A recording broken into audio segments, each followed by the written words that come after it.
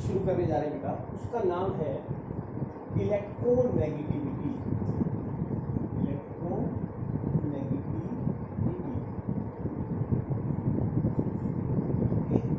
तो सबसे पहले ये समझते हैं कि इलेक्ट्रोनेगेटिविटी होती है। पहले इसकी डेफिनेशन और फिर इस कंसेप्ट को हम ब्रॉडली एक्सप्लेन करेंगे। तो डेफिनेशन क्या है बेटा वो समझिए, the tendency of an atom to attract shared pair,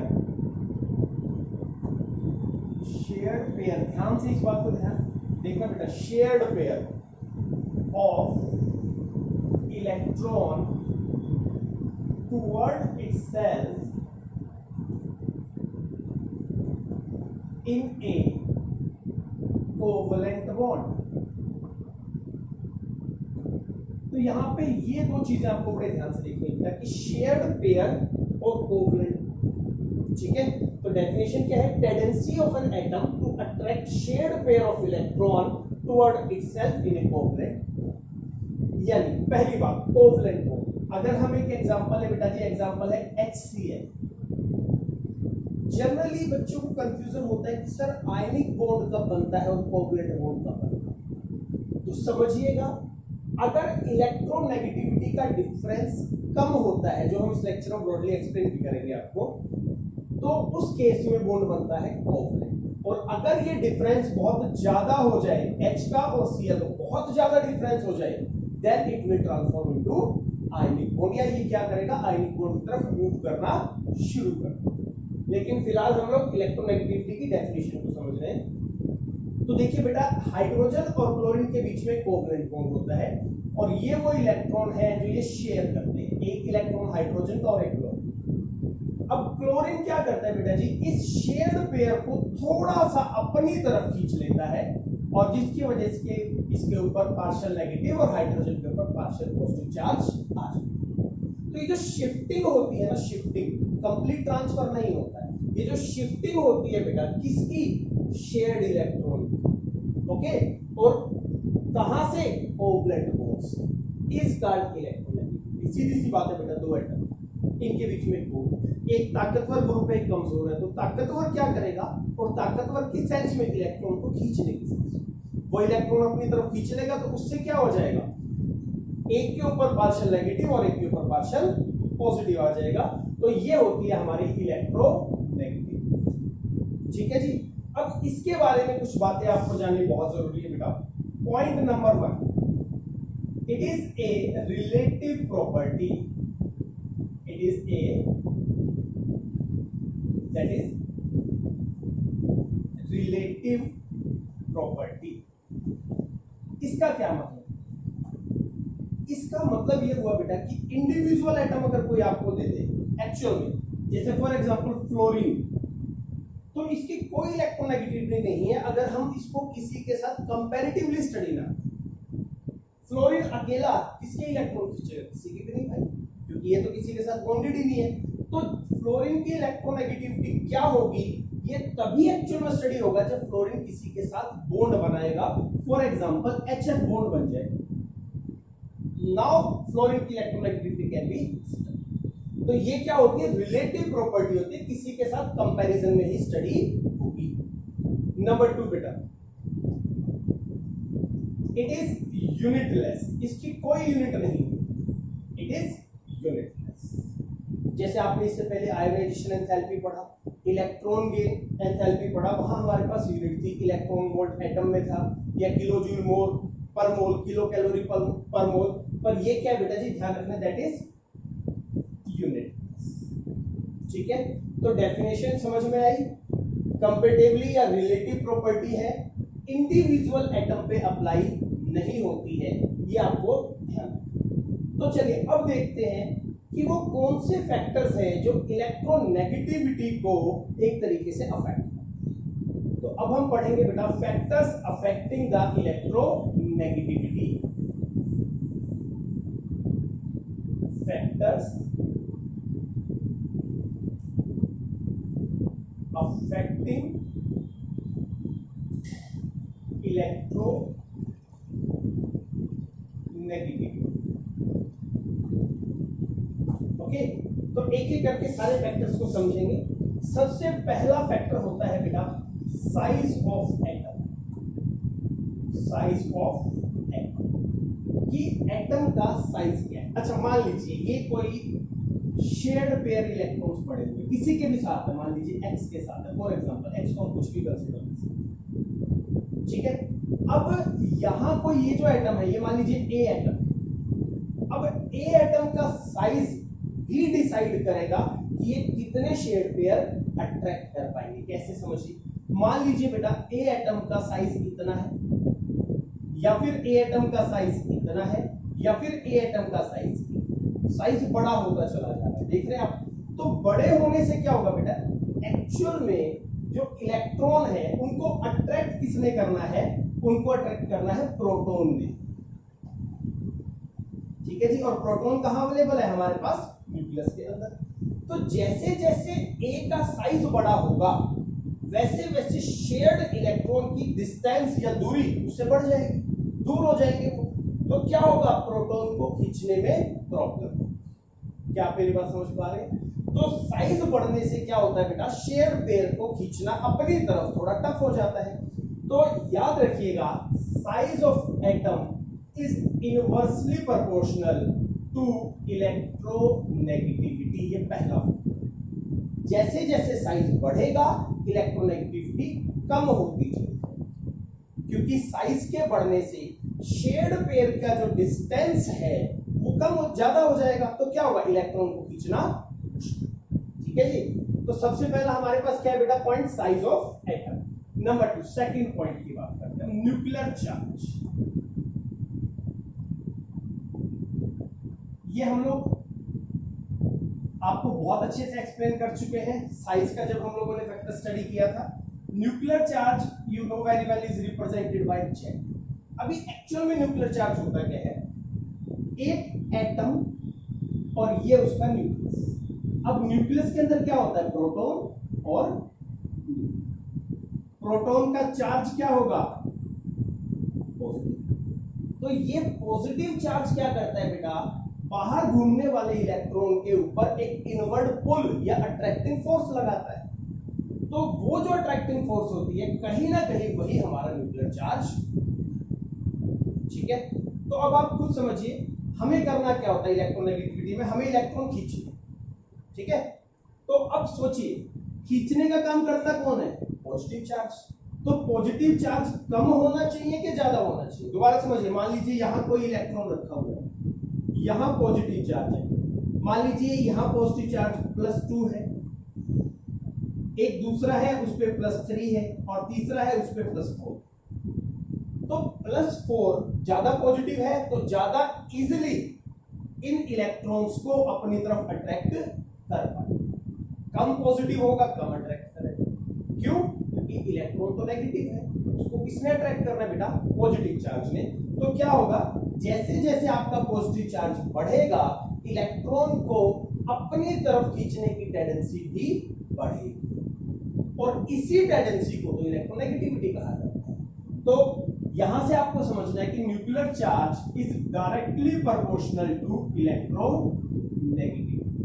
जितना ज्यादा न्यूक्लियर चार्ज होगा, और न्यूक्लियर चार्ज कहीं ना कहीं किससे जुड़ा हुआ है, प्रोटॉन से, यानी जितने ज्यादा प्रोटॉन्स होंगे क्या होगा, आपकी इलेक्ट्रोनेगेटिविटी उतनी ज्यादा।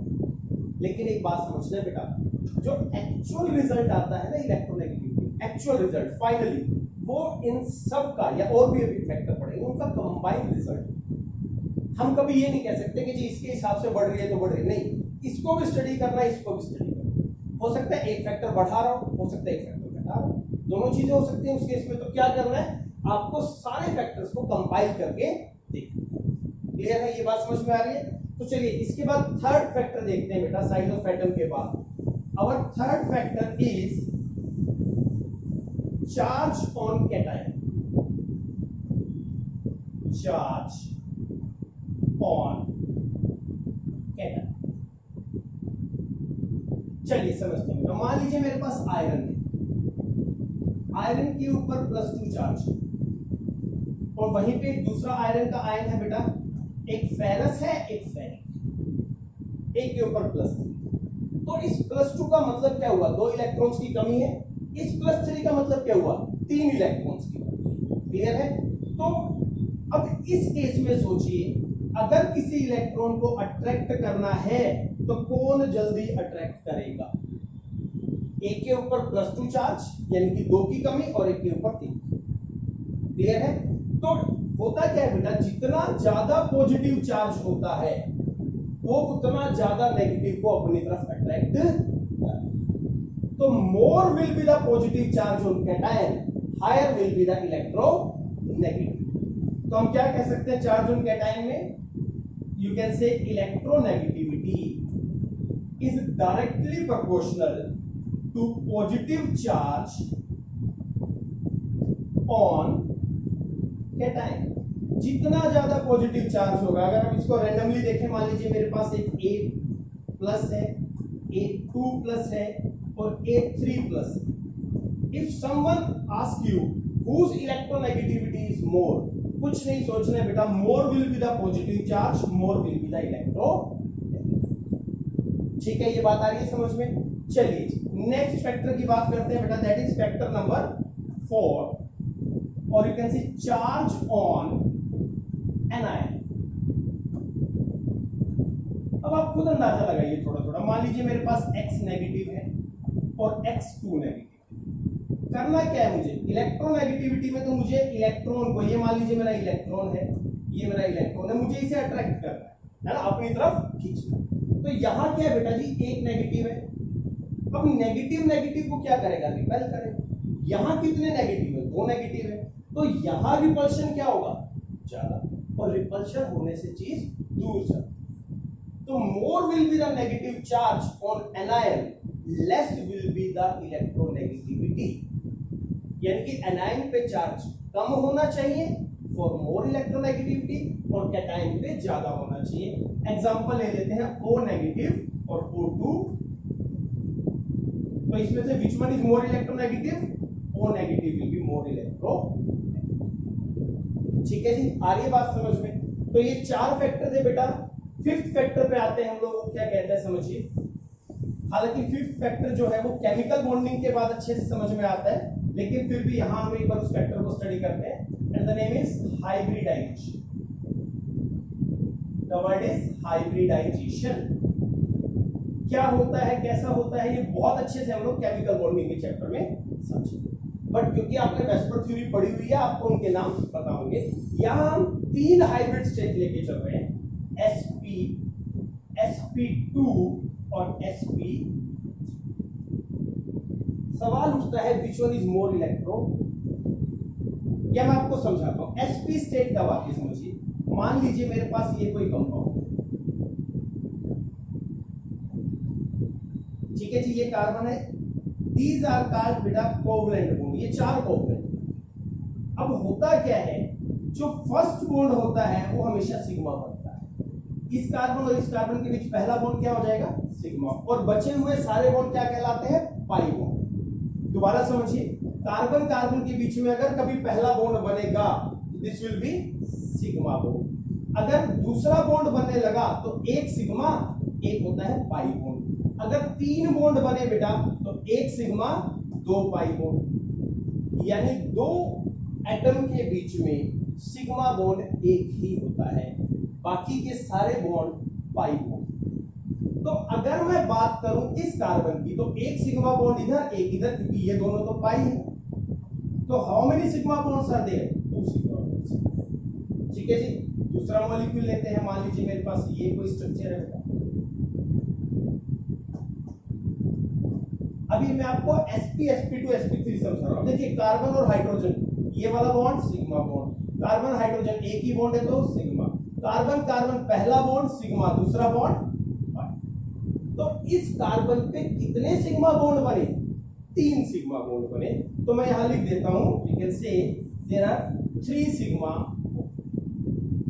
ओके, आगे चलते हैं बेटा। अगर मैं बात करूं methane, that is our methane, आप लोग क्लासेस में पढ़ के आए। अभी यहां क्या है, सिंगल बॉन्ड है तो sigma sigma sigma and sigma, इसका मतलब 4 सिग्मा बॉन्ड। क्लियर है। एक कार्बन की बात होती है बेटा, पूरे मॉलिक्यूल की नहीं, अगर डायटोमिक मॉलिक्यूल है इस तरीके से तो इसकी हाइब्रिडेशन अलग से आएगी, इसकी अलग हो सकती है। तो अभी हम इसकी बात कर रहे हैं। कितने सिग्मा बॉन्ड बने? 2। कितने बने? 3। कितने बने? 4। तो अगर 2 सिग्मा बॉन्ड बनते हैं तो हाइब्रिडाइजेशन होती है sp। अगर 3 सिग्मा बॉन्ड बनते हैं बेटा जी तो हाइब्रिडाइजेशन होती है sp2, और अगर 4 बनते हैं तो हाइब्रिडाइजेशन होती है sp3। ये हम हाइब्रिडाइजेशन में बहुत इलैबोरेट करके आपको बताएंगे। अभी आप एक बार समझ लीजिए कि sp कब होती है? जब 2 सिग्मा बॉन्ड हो, sp2 3 सिग्मा बॉन्ड और sp3 4 सिग्मा बॉन्ड। ये हम ऑर्गेनिक को थोड़ा सा आपको एक तरीके से हल्का सा इंफॉर्मेशन दे रहे हैं उसकी। अब देखिए sp ये हाइब्रिडाइजेशन है, तो इसमें s और p का कंट्रीब्यूशन कितना है? You can easily find out, क्योंकि दोनों का एक एक है तो 50-50% हो जाएगा। आधा आधा है ना, एक s है और एक p 100% अगर होगा। अब यहाँ क्या है बेटा? s एक है लेकिन p 2 है, तो s कितना हो जाएगा? अप्रोक्स 33.3%, और ये कितना चला जाएगा? अप्रोक्स 66. तो p का जो कंट्रीब्यूशन है वो इतना, और s का कंट्रीब्यूशन sp3 में 4 आ गए बेटा जी, एक s और 3 p। तो अब उसे अगर हम डिवाइड करें तो s का कंट्रीब्यूशन हुआ 25, और p का कंट्रीब्यूशन कितना हुआ 100 में? 75, क्योंकि 3 भाग तो p है हमारे पास। तो ये देखिए बेटा, sp अगर हाइब्रिडाइजेशन है तो 50-50, sp2 है तो 33.3, 66.6, और sp3 है तो 25 और 7। ये बात क्लियर है। अब यहां से हम आगे चलते हैं कि इलेक्ट्रोनेगेटिविटी को कैसे जस्टिफाई करते हैं। देखिए बेटा, जितना ज्यादा s कैरेक्टर होता है, जितना ज्यादा s कैरेक्टर होता है, अब s से मतलब हमारा s जो आपका सबशेल था sp_df, तो जितना ज्यादा s होगा वो न्यूक्लियस के उतने नजदीक होगा। s कम हो रहा है, p बढ़ रहा है, यानी कि न्यूक्लियस से दूरी थोड़ी बढ़ गई। p बहुत ज्यादा बढ़ गया, न्यूक्लियस से दूरी बहुत ज्यादा बढ़ गई। क्लियर है? तो अगर मैं ये देखूं कि इन तीनों में न्यूक्लियस के नजदीक कौन होगा, तो मेरा जवाब होगा जिसमें s कैरेक्टर सबसे ज्यादा होगा। ठीक है जी, तो s कैरेक्टर किसमें सबसे ज्यादा है बेटा जी? ये रहा मेरा 50%। तो ये s कैरेक्टर सबसे ज्यादा है, और अगर s कैरेक्टर ज्यादा है तो समझ लीजिए इलेक्ट्रोनेगेटिविटी भी ज्यादा। क्यों? क्योंकि s का साइज छोटा है, न्यूक्लियस के ज्यादा नजदीक आ जाएगा और इलेक्ट्रॉन को खींचने में आसानी। देखिए सोच के देखिए, मैं यहाँ ये मान लीजिए न्यूक्लियस s यहाँ है, तो s अगर ज्यादा है तो इलेक्ट्रॉन मान लीजिए s के बाद है तो इसके बैक साइड में होंगे। सोच के देखिए, ये न्यूक्लियस, ये s, इसके बैक। लेकिन अगर s की बजाय p आ जाए, अब p तो दूर होगा ना, p थोड़ा बड़ा है, s के बाद p है, p है यहाँ। अब न्यूक्लियस तो वही है लेकिन p यहाँ है, तो इलेक्ट्रॉन p के बाद होंगे।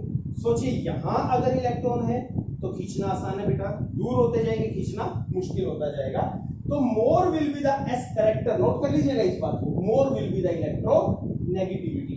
तो इस तरीके से ये हमारा सिस्टम, तो जितना ज्यादा s कैरेक्टर होगा बेटा आपकी इलेक्ट्रोनेगेटिविटी उतनी ज्यादा होगी।